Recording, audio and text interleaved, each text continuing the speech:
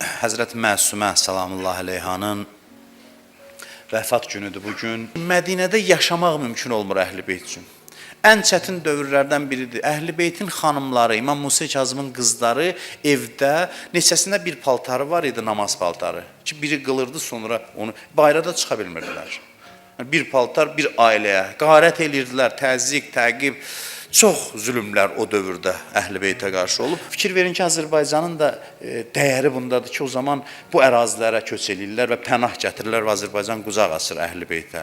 Və ona görə də bura Əhl-i Beyt diyarı olub tarixən və bugün çox dəridən qabıqdan çıxır bəzi o radikal cərəyanlar ki, bu dəyərdən bizi ayırsınlar. Öz vətənlərində yeri dar elədilər onlara, onlar bura pənah gətirə bildilər. Ona görə də bu ziyarətgahları həmişə çalışaq boş qoymayaq, çünki bunlar bizim mənəvi sərmayəmizdir. Bu övladlar içində İmam Musa ibn Cəfərin qızı Fatimə Məsumə də var idi ki, o başqalarından seçilirdi.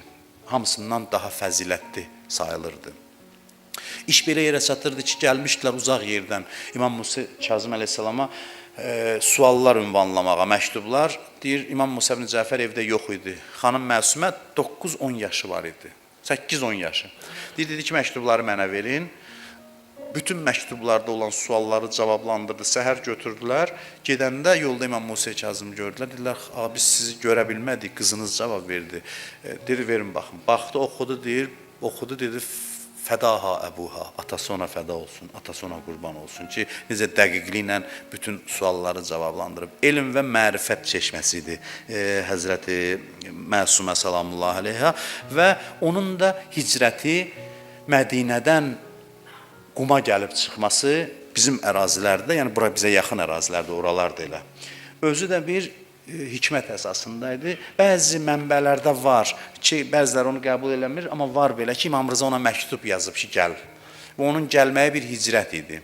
O elə yollarla gəlir ki, Əhl-i Beyt tərəfdarları yaşayan, İmam Rıza'ya imkan verməmişlər. İmam Rıza'nı elə yoldan aparmışdılar ki, orada Əhl-i Beyt tərəfdarları olmasın.